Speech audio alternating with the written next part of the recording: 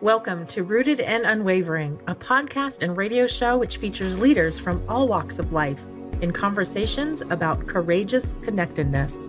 How do we stay connected to our best selves, especially when we are challenged? What becomes possible when we truly stay committed to our own and others' greatness, also when we don't feel it? Join host Hylke Faber, transformational coach, facilitator, and award-winning author of Taming Your Crocodiles, and his guests as they explore leadership greatness in today's episode of Rooted and Unwavering. Well, welcome to Rooted and Unwavering, broadcasting live from Phoenix, Arizona today. This is our 34th episode, and this is where we help leaders to connect more deeply to their innate potential. I'm your host, Hylke Faber, and today I was going to be here with Patricia Obermeyer, senior leader at Microsoft, and unfortunately, she had fell ill this week, not seriously ill, I don't think, but just fell ill. And so she's not able to join us today. And so we thought about what we're going to do with this episode. And because it's the week before Thanksgiving, we thought, what is not a better way to use this episode than to focus this hour on the power of gratitude. And we look forward to having Patty on a future episode of Rooted and Unwavering. So, the power of gratitude, that's what we're going to talk about. And just a little bit of context for this podcast, as we talk about in every podcast. Rooted and Unwavering is a series of conversations with leaders from all walks of life to learn about how do we stay more connected to who we want to be, what's true about us, our highest self, that which feels taller on the inside, that what brings the best out in us in any situation, in particular at work and in particular in our life as leaders. Like, how do we do that? That is the podcast focus. And we hear stories from all walks of life to basically get inspired and see, like, what can I learn from this leader about being a little bit more in my seat today? How do I take a little bit more responsibility for the energy that I bring to the situation? And if you're anything like me, you need these conversations. I need these conversations to help me rebalance, because so much in life happens to pull me off balance if I let it. So in this episode today, we're going to talk about gratitude. And in the first half, it's going to be me offering some of my reflections that I feel inspired to share today, this week before Thanksgiving in the United States. And then in the second half, I'll be joined by my colleague, Gage, so we'll together unpack this a little bit more. So gratitude, let's talk about gratitude. So much is packed into that. Let me start by saying is that there's something that happens in us, and we all know this, when we choose to be grateful, as opposed to resentful or worried or anxious about something. Even when we're anxious, we can choose to be grateful. And we all know what happens within us. Something in us opens up to, you could say, bigger perspective. Just a mini example. When I got the news this morning that even though Patty and I had been emailing for a while this week to hear about how she was doing, my initial you say your reptilian reaction to her not being able to be here was like, oh no. And then when I choose gratitude, it's like, how interesting. What's this an opportunity for? How can I be grateful for what's here? And gratitude helps me to open up to what's here. This morning, I took a walk in my neighborhood, which I often do. I live in Phoenix these days. And it's been a really hot summer, brutally hot. And some of the trees, which there are many here in this neighborhood, have died. And I walked by one of the trees that people were taking down, and I was thinking, like, why would I choose gratitude for this, right? And what happens when I choose gratitude? Now, part of me feels sad and concerned about the environment and and sad about losing this beautiful tree. And then when I choose gratitude, it doesn't negate these feelings. It opens up something in me that says, okay, and we're still here. Thank you, tree, for providing this beautiful shadow and all this beauty that I got to walk by every morning. And now you're not there. I thank you for that. And when I focus on gratitude, I feel bigger, you could say. I feel like, okay, today is okay. I can actually be grateful that I'm breathing. I'm grateful for the sky. I'm grateful for the body that's moving. I'm grateful just to be here. So there's an opening that happens. When you think about specific leadership challenges that we may face, like we may get, and this is the time of year that many companies get their survey results in terms of how their employees are feeling. And sometimes you get good results and sometimes you get less positive results. Or it's the time of year where we're sort of at this end of year where a lot of things have to be done. And there's like this kind of like almost stress, like I need to push through this. And in that stress, you could say our perspective becomes smaller. Oh, are the results okay? Am I getting the right results? And when I look at these results, whatever they are, even if they're not what I want them to be, with gratitude, just notice what happens when you look at think about something in your life that you may not like that's happening, that's challenging for you. Notice what happens for you when you choose to bring an attitude of gratitude to it. I find when I do that it opens me up to perspective, a sense of awe, curiosity. And suddenly it's not so much anymore about little me, little Hylke that has a specific idea of how things should be. When I teach about connected leadership, one of the topics we often look at is our attachments and how they get in the way of us actually being connected to ourselves, to each other, and to this moment. And you could say gratitude is a great way to loosen our attachments and to become open to what actually is important to us, as opposed to the attachment. Think about any challenge you're facing. A challenge that I'm facing today is that I work with a client and they are changing the scope of the engagement with me. Actually, they're thinking about bringing in another facilitator alongside with me to work with a team. And my reptilian brain, which is fear-based, which has an attachment, you could say, on what should happen, is not happy about this. And when I can map my attachments to make sure that they don't have much hold on me, so I have attachments in 3 areas: on the I, the we, and the it dimension. And we can always look at their attachments and basically means anything in life from those 3 dimensions: the I, we, and the it. So on the it dimension, I have an attachment to it being successful through my methods, the team development, through my methods, to what I do.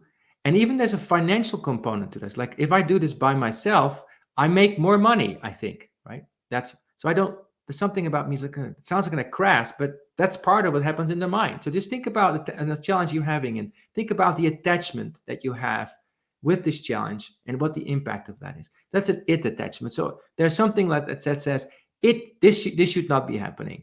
I should do this by myself. I should apply my own methods, and I should get all the money, and this other professor should not be part of it. By the way, I'm not a professor. It's a professor that's being included in this team journey.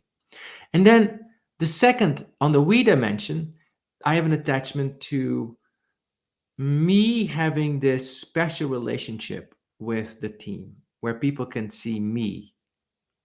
And it's becoming about me and the team. It's an attachment, you could say. And then on the I dimension, there's this attachment to me being the best and the person that provides the answer. So all of these are attachments, you could say. And just notice what happens when I'm in the claw of these attachments. There's very room for space. There's no gratitude. So a way to mm, work with this is just to notice what these attachments do to my sense of well-being, to my relationship with others, and to my effectiveness. Again, the I we need. So the more attached I am to how things should be, the less happy I am, the less I'm actually focusing on being connected to what I actually value. Um, the more the more attached I am, the less connected I am to other people, because it's about me. It's not about what they actually need. My empathy goes down when I'm attached.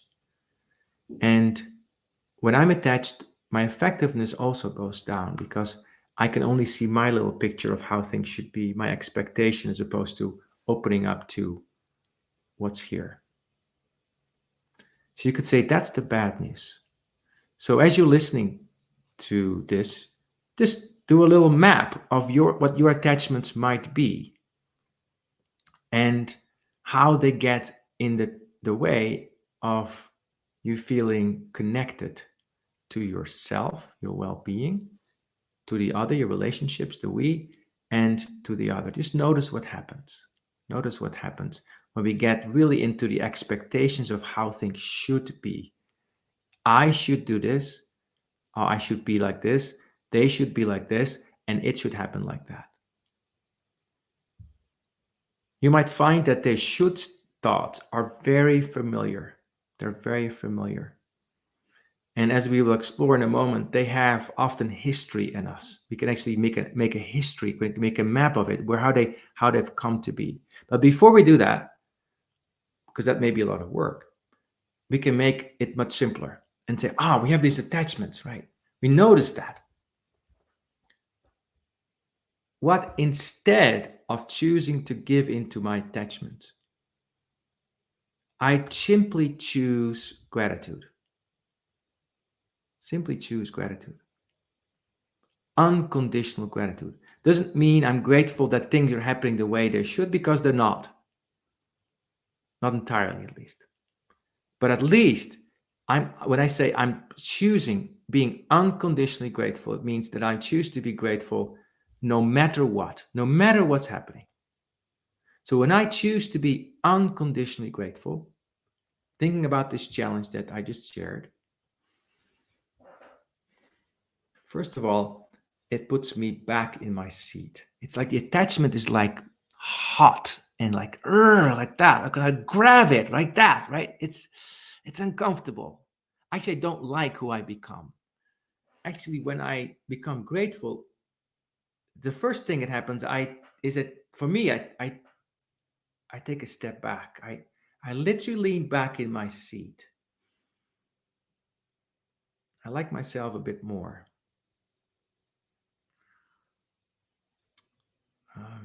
I start to appreciate something that might be more true about this than what my little superficial mind made up about this situation. Like I look beyond the little pictures of my expectations and I look into what's actually really true about this. So here you could say, I am invited into a collaboration with somebody that I don't know. This other person has probably so much to offer. Not probably. Like, look at my reptilian brain. Probably, I doubt it. Has a lot to offer, of course. And it's interesting that this work that I do, we call connected teamwork. Well, I get to practice that with anyone.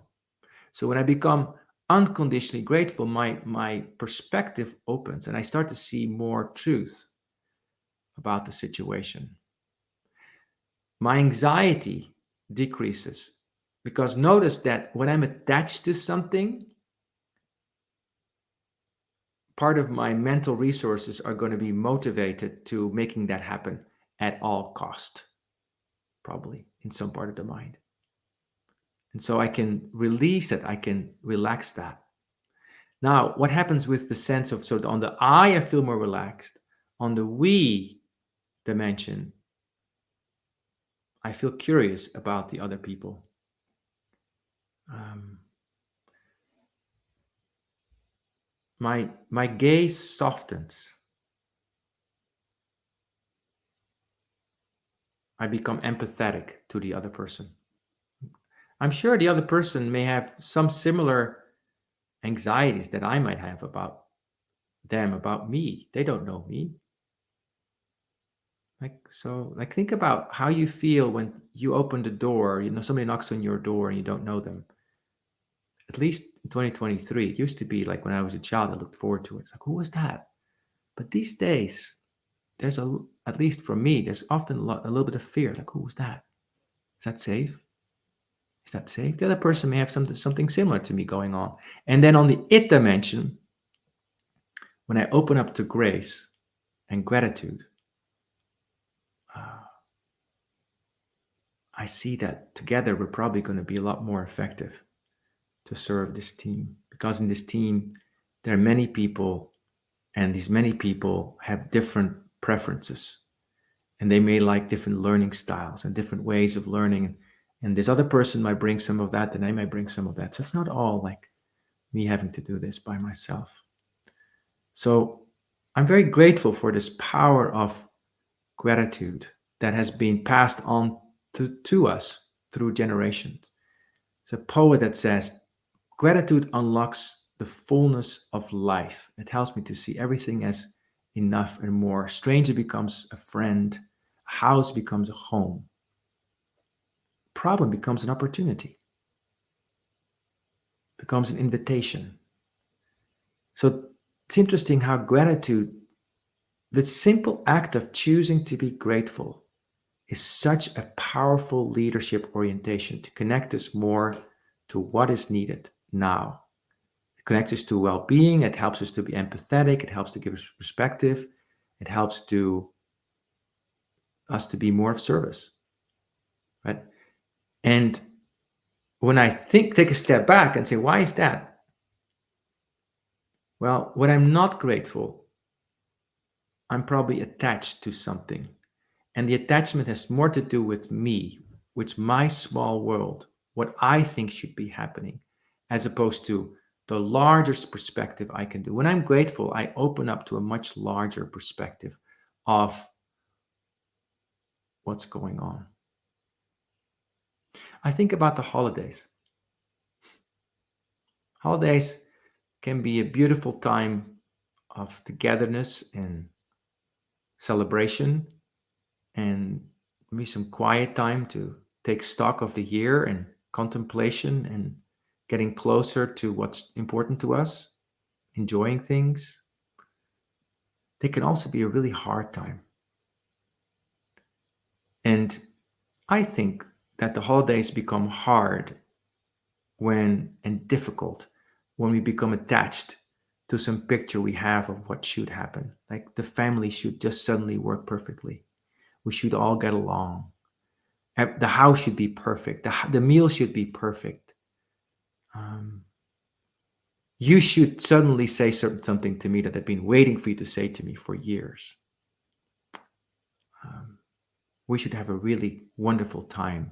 Planes should go on time.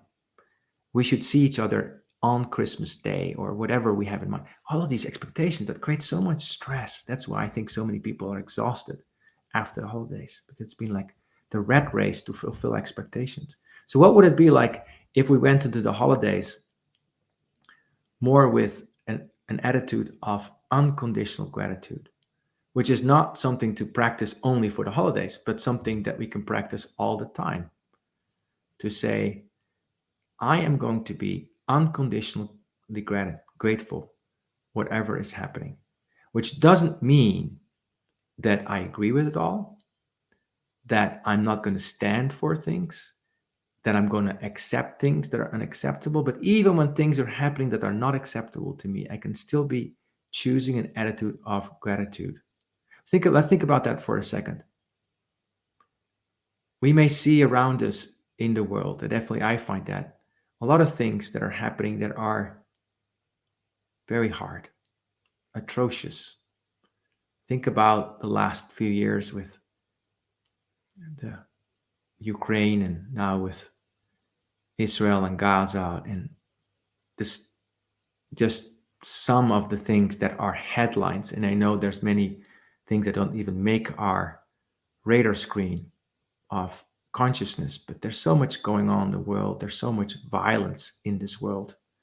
Humans in 2023, in this last 100 years, seem to have become more violent rather than less. But I don't know whether that's true. That's just my mind making stuff up. So just let's delete that sentence. Let's delete that. I'm grateful I get to delete sentences after I said this. It's called making an amends. Like, I'm sorry I said that. I don't know that. But in 2023, in November of 2023, it seems to me there's a lot of violence. My husband is African American. I witness every day micro and bigger violence towards him simply because of his race.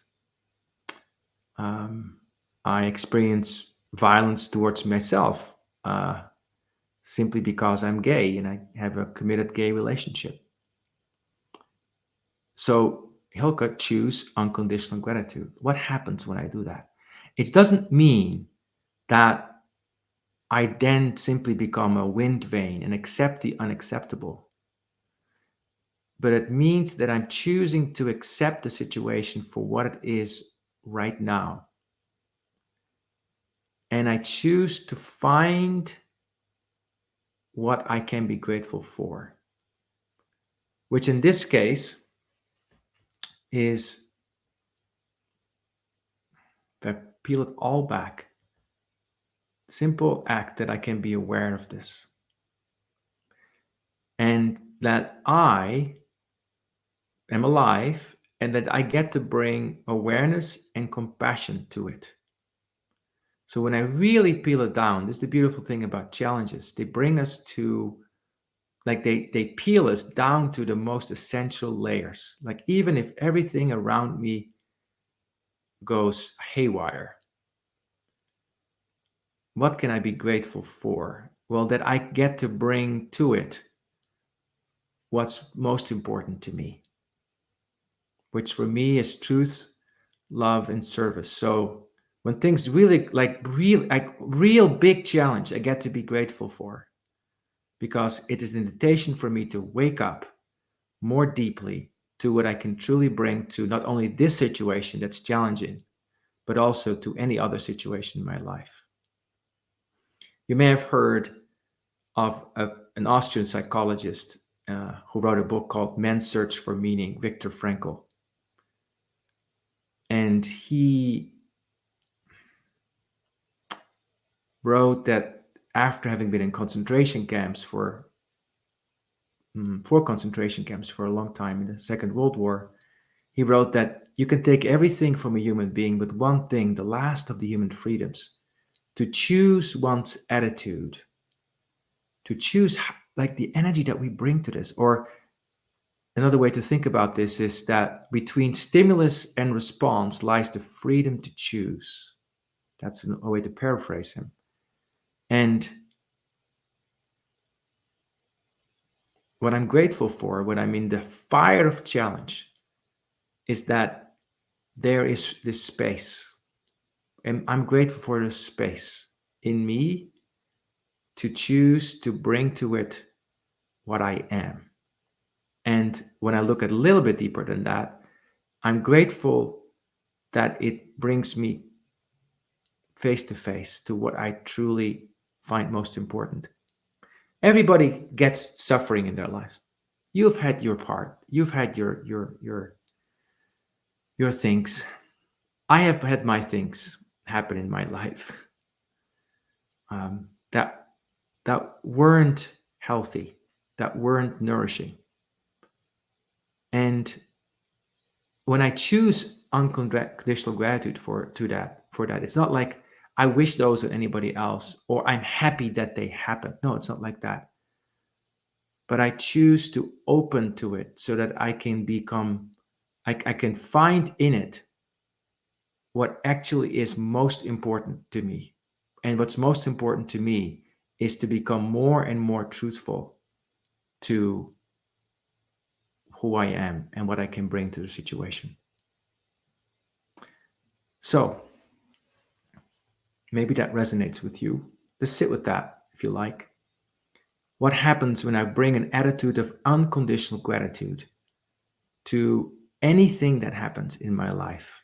Not as a dogma, but as a discovery, like going on a hike or playing a computer game you like, or watching a Netflix series that you really like, or something that you like. I really want to explore this sense of gratitude, and then extend that to others and say, okay, even though you may not give me what I think you should give me, in other words, my attachment is on, I'm choosing to be grateful for you, which is gratitude, I think, is an element of love.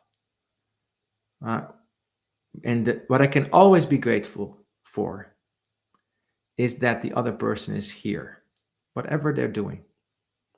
And maybe I can be grateful that the other person is giving me an opportunity to practice compassion, or to become more real about what I truly value. Like, just like I can be grateful to a very deep, um, not deep, heavy weight in the gym. It's like, if my attachment is it's going to be easy, I'm going to be like resentful to this weight. But if I see it as an opportunity to find out more of my power, and I practice unconditional gratitude towards the weights in the gym, I see them as friends that are here to help me to stand more in my true power. So I invite you to think about this in this upcoming holiday season. If you like, maybe you find it helpful, and if you don't, leave it. Okay, that's okay. But what can I be unconditionally grateful for? Very simple question. And allow yourself to move from, not be in a discussion, not like make a spreadsheet of it. This not like a profit and loss statement. That's working. That's no. But go deeper. Go deeper into yourself. We can go deeper in the heart. Whatever metaphor works for you. Go deeper into what's really important to me.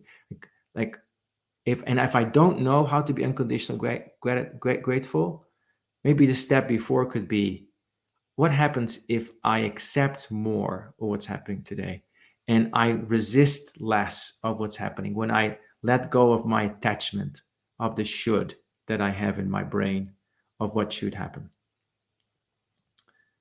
So explore that possibility. Explore that possibility. I hope you enjoy that. So we've been talking about unconditional gratitude. We're going to take a short break, and then after the break, I am grateful that I get to have a conversation with my colleague Rick Gage about these practices of unconditional gratitude. And I'm also curious to hear from him what his experience with gratitude is and how that helps him. See you after the break. You are listening to Rooted and Unwavering, presented by Growth Leaders Network, the leadership, team, and culture development company. If you would like to learn more about working on connectedness for yourself, your team, or organization, please contact Growth Leaders Network on LinkedIn. And now, back to the show. So welcome back to Rooted and Unwavering. We're talking about unconditional gratitude. And Rick, not to be tongue-in-cheek, I'm going to say I'm very grateful for you and grateful that you are here today with me. Rick is a very experienced facilitator and leader who works in a human workplace and Growth Leaders Network, is a grandfather of 6. Is that right? Yes. 6, I think it's probably, and counting, and many other things. And besides that, also a dear friend. So, Rick, welcome. So, yeah. So, any thoughts from you about unconditional gratitude that you want to start off with today? Well, I really enjoyed what you shared, Hylke, and I guess maybe I'll start by reflecting that this is an unconventional way of thinking about gratitude. That most of what we do in gratitude practices is try to notice the things we like about what's going on in the world. And we equate gratitude with what I'm happy about. So it is conditional gratitude, almost by definition. That's what we do. And I think it's its own useful practice. It's a counterbalance for the brain's wiring to find the negative. Our brains are wired for survival, and we survived by noticing the things that could hurt us more than noticing the things that could help us. And so our brains work that way. We see that, we see all the negative things, and it's a useful practice to train our brains to notice the things that maybe we were overlooking. But you've even called us into something, I think, much deeper here that I think is really quite profound. And I think just sitting for a few more minutes with the idea of unconditional gratitude, no matter the condition, gratitude, because my mind quickly begins to imagine conditions in which I don't think I can be grateful in that condition. And I can think of some personally. There've been losses in grief, and there are times when I don't know if I can get to gratitude. And I appreciated just before the break, what you talked about was maybe I can't get to unconditional gratitude, but can I choose to be more open? Can I choose to resist less? Happening right now. I think that's a beautiful opening. And I'd love for us maybe both to share a challenging time when we were able to find some kind of opening to gratitude. You shared one with the situation with your work colleague, but I would invite us each maybe to share another example. And I'll share, as I've shared in this group a time or two before, one of the big challenges in my life has been the passing of my wife. And I would have to say that for the first year, I don't know that I got to gratitude. I could get to some acceptance. I could get to, I'm so grateful that she was here. I'm grateful that my missing her points to what we had together. I've only begun in the last year, and I'm about 14 months now, 15 months since her passing. I can only now begin to get a little bit of a glimmer to maybe in the arc of my life, having her and losing her was a part of what I needed to become who I'm meant to be. That's a hard thing to get to, though, because that says like I'm okay with her passing. And at some level, I'm not okay with that. I want her to still be here. Yeah. Well, I imagine that there are people in trauma, in many kinds of situations where being able to get to being grateful for this situation that I'm in, I don't see how I can get there. Yeah. What's the time when that's been challenging for you? So I'm going to share that. And I also want to respond to this. We're talking about a word, gratitude, right? And it has a lot of baggage and connotation. And to me, words are pointers. And we have to develop, we don't have to. We are invited to develop our own relationship with words. Because if we take the conditioned understanding of the word, we're invariably going to be confused because we take on all the confusion of the people around us, right? So if gratitude is, I'm grateful that I'm not so in such a terrible shape as you are. Like I hear this a lot. Like I'm grateful I don't live in this war zone. Huh. Interesting, right? It immediately creates separation, and it's understandable because, of course, I'll be honest. I prefer. I have preferences to live. For example, this summer in Phoenix was brutally hot. I would have preferred if we had a really good monsoon, which we tend to have with a lot of rain. We didn't have. I would prefer that. And now I'm grateful that it rained last night, right? So I have that's a level of gratitude. What I'm talking about is reconceiving of the word grateful as graceful. Like being able to see that, getting to what's really important here. Not the things that we are taught are important, which invariably have to do with control, attachment, keeping things the way they are, and living ever happily ever after. And we all know that's not going to work. You and I are not going to be here in 100 years. We're going to be dead. Let's just face that. Everybody here listening is going to be dead. Right? A lot of the companies that are existing right now are not going to be existing. Some of them will, maybe. I don't know. So when I think about unconditional gratitude, it is committing to what's most important to me, opening up to the grace of what is here, even if it's fierce grace. That's what I'm trying to point to. So, and I loved in your story that you said that this experience with your wife passing has brought you back more to what's real about Rick, even though it's hard, right?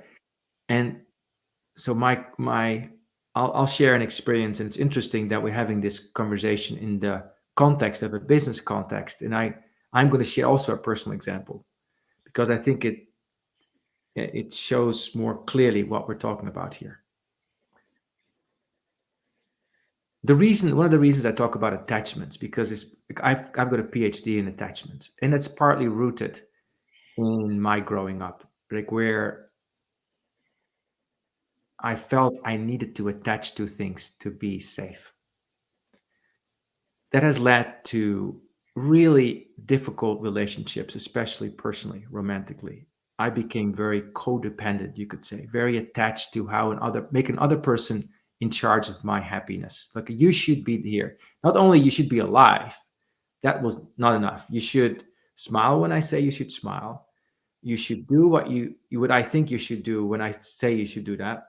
You should eat what at that, like a long list of shoots. And as soon as that doesn't happen, I go into action. So that's the context for which the example that I want to share. I've been married for 2 years, and I've been together with my husband now for 8 years. And that's been a beautiful and also very challenging experience. So in 2019, we had lived together in Seattle for a year. And I did something that was very codependent. And my husband responded with, "I don't think I can live with you right now. I need to leave." It was Christmas, 2019. And I'm so grateful that I had enough training by that time, that I didn't go into, "Why are you doing this to me? Poor me, bad you." And I got to get the whole of universe together to get this fixed. No, I didn't do that. I chose unconditional gratitude. And on Christmas Day, it wasn't like I could really feel it, but there was a quiet in me that I never felt before, a sense of ease in myself, that there's a lesson. I could hear the deeper intuition saying, "There's a lesson here for you, Hylke. Don't miss it. Don't miss it this time. Listen." And I'm very grateful for him leaving at that time. Very grateful, because it showed me something about the value of true grace, true being centered, truly being rooted in what's most important, which to me is something about being unconditionally loving, and unconditionally grateful to me is like a derivative of that. And being centered in a peace that goes beyond conditions. And that has helped me so much as a coach, as a facilitator, and as a leader, because now when I'm in a room with people and things are not going the way I want them to, I can still feel the familiar tug of like, I gotta fix this. I have got to fix this now. But there's a memory now in me that's online that says, is that true? And then life becomes a lot simpler, because as I am not throwing up more dust and getting involved in the drama, like I'm able to stand back, I'm able to watch, I'm able to, and then I'm able to say or not say what needs to be said, as opposed to what I say or need to be said from my attachment. I can speak now not from my attachment, but from a place of compassion, from a place of true integrity, true service, not what I think should happen. Thank you for asking that. I think what you shared is so powerful, Hylke, and what you described in there that sticks with me is there's that little sense of quiet that you felt on that Christmas.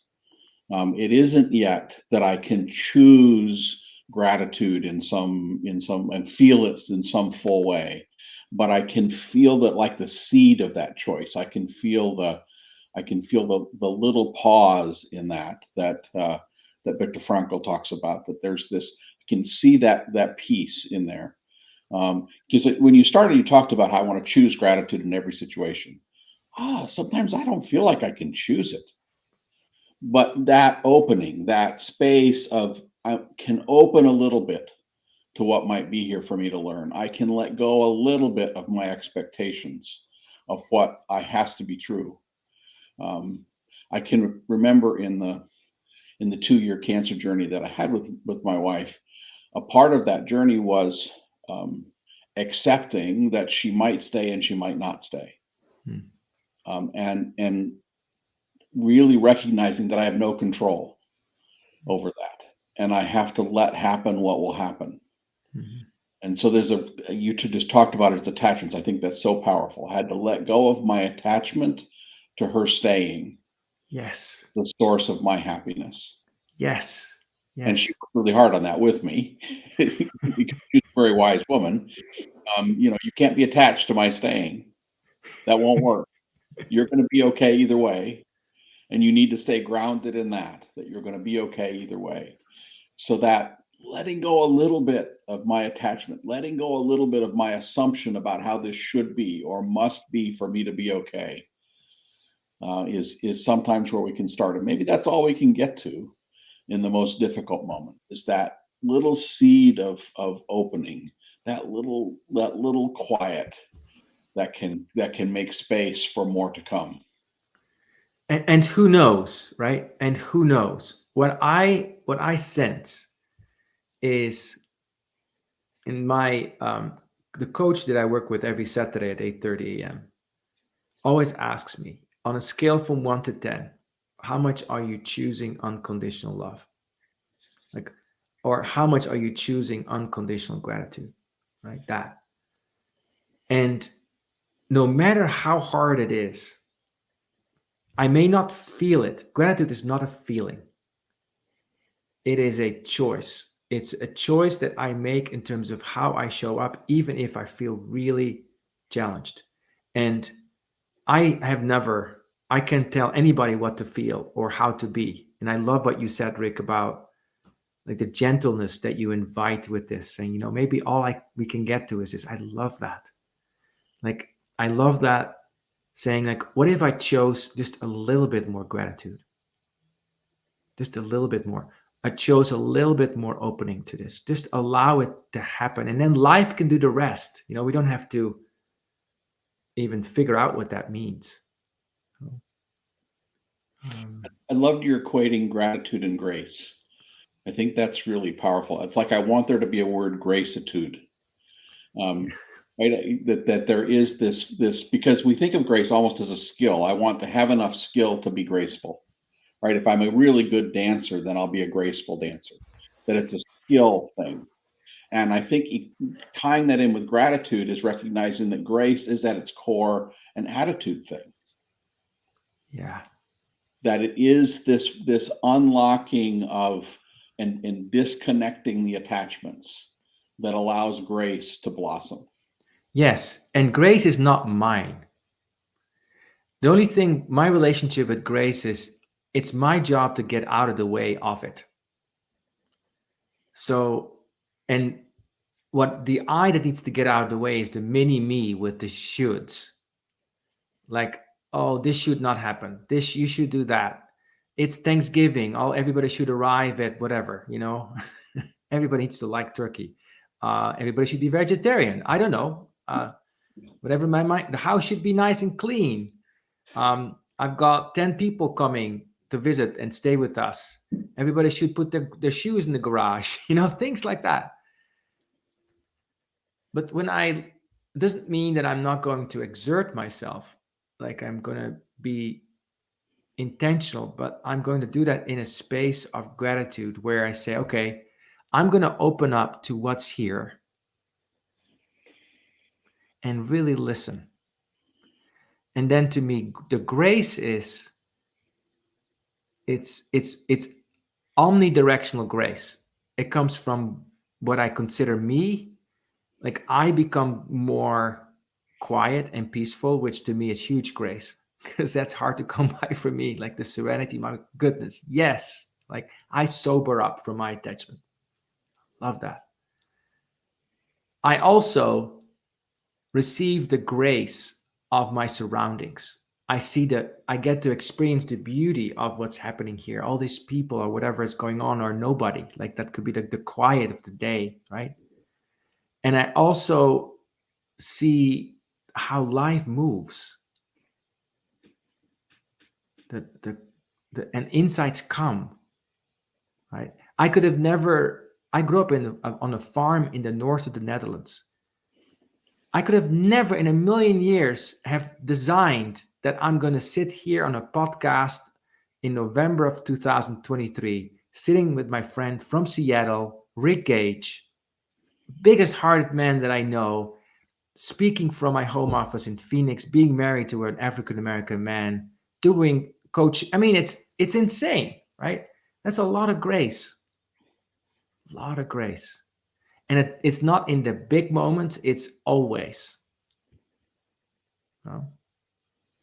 I love the focus of this as a tool in the context of the holidays, because there's so much pressure and challenge in the holidays. I was with a group last night where we used a process called a TRIZ to imagine how we could guarantee the worst holiday experience possible. And we strategized, just brainstormed all the crazy things that we could do that would make the holidays just absolutely certain to be horrible. And the powerful thing about this tool, of course, is you do all that work and then you stare at the things that you have there and you say, what of those things am I actually doing in some way? And you discover, it's really a way of discovering your attachments. It's a way of discovering the things that you're holding on to, the shoulds that you're holding on to, the ways in which you are not unconditional in how you're approaching something like the holidays. It was really a powerful little way to unlock some clues for, I think, all of us that were participating. What are some of the things we do that make the holidays so much harder than they have to be? Yes, I love that. And what are some things that we're doing that make the holidays so much harder, that make work so much harder, that make relationships so much harder, that make our life so much harder? And not from a place of, oh, I'm doing this bad. No, it's more like, oh, I'm grateful, right? And I just want to highlight just a quick other dimension on this. I'm also grateful for my own confusion. Because if I believe that I'm a finite person that dies at whatever age and it's the end, separate, that's horrible, right? I now need to make sure that I am totally perfect and cleaned up and blah, blah, blah, blah by the time I'm dropping dead. That's horrible. It's no fun in that. But if I get to see more like of the reality of the situation, which is that we're all connected, that I'm, like, you can put this in so many different ways, but like, there's this life that has a name called Hylke, and there's Gage over there, and just like your wife, her lessons pass on, live on, right? So even at that level, we can already appreciate, be grateful I can be grateful for my confusion because these are lessons for me to be less confused. And maybe I pass some of that on, and maybe one person in the next generation will do something a little different that may make a difference. So that makes that vantage point helps me to stay grateful to discover more about how I create mess.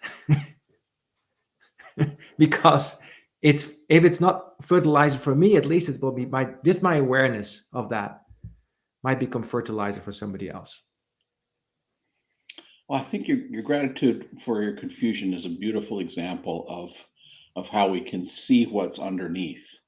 So I wouldn't be confused if there wasn't some part of me that sought clarity, right? It would be a non-experience, right? Yes, there are dissonant things, but I don't care.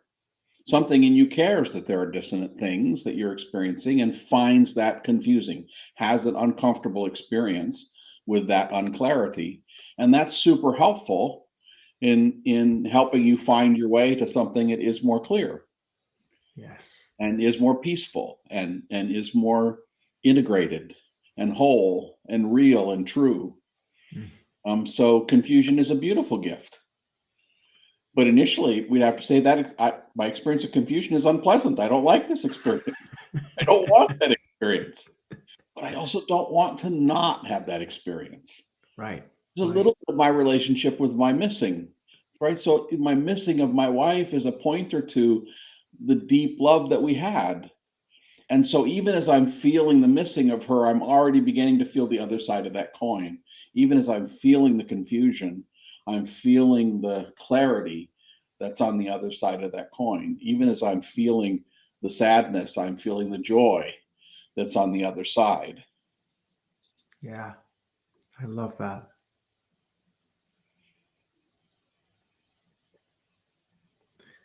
So for me, the tool, unconditional gratitude, is simply a tool. It's not the only tool. There's many tools to become more connected and to what's important. And to me, that's the core of it, to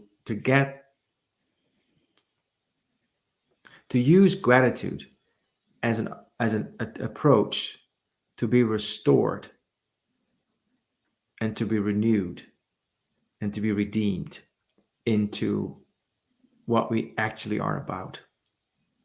Which, if I look at the evolution of humans, where our survival mechanisms are so strong and they have a role, and yet they can distract us from being aware of that which includes the survival mechanisms, but which is bigger than that, right? We can be open to a perspective that's greater, that allows us to feel connected to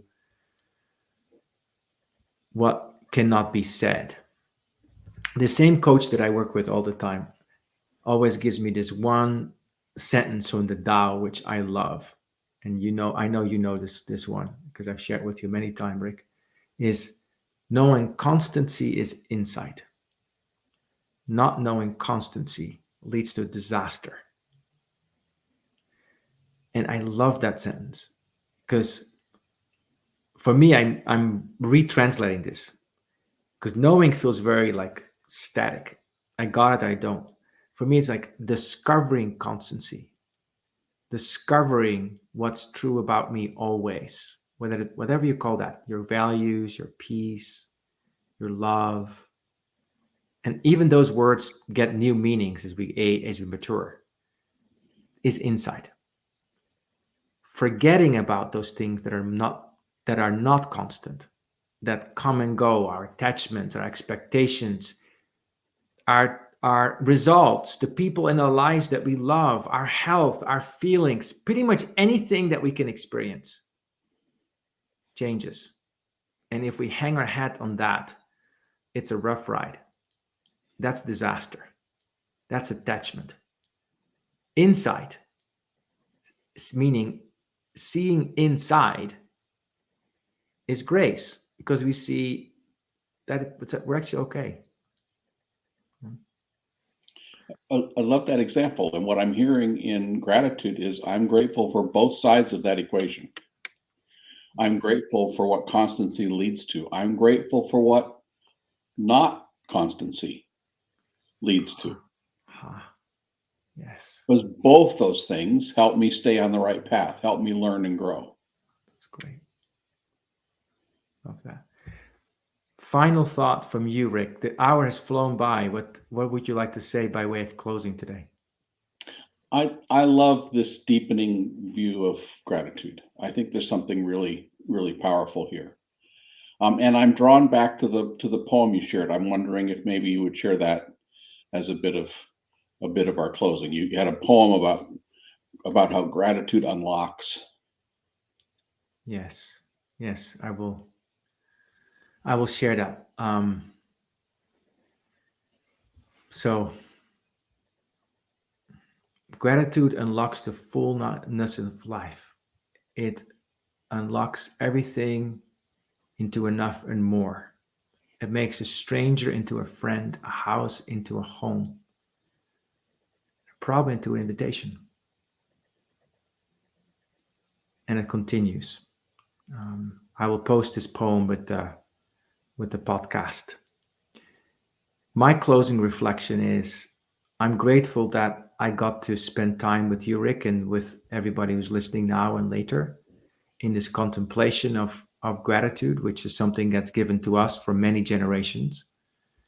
And not as a dogma, but as an invitation to just say, oh, that would be a really beautiful walk to take, the walk of gratitude. So thank you all for listening. We've been doing Rooted and Unwavering. This was episode 34. We talked about unconditional gratitude. Next time, we will be here with Jill Myers, who is a leader in the aerospace and other industries. Very beautiful, independent, and heartfelt leader and thinker. And also, at some point, we will have the podcast with Patty Obermeyer, the senior leader from Microsoft. And if you're listening, Patty, I hope you're feeling better. And to everybody who's listening, I hope you learned something, or maybe you touched something today that connects you more deeply to what you truly value, and you get to enjoy that in yourself and in everyone around you. You've been listening to Rooted and Unwavering. And also, if you want to connect to this podcast, you can find us on Apple and Spotify and other places, and also on LinkedIn. And you've been listening to Rooted and Unwavering, where we help leaders connect more deeply to their innate potential. I'm your host, Hylke Faber.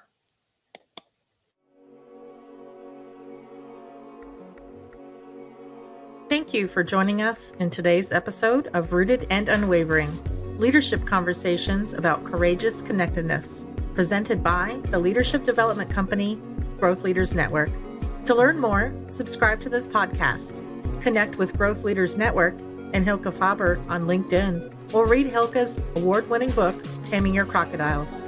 Now take a moment and appreciate something that is great about you.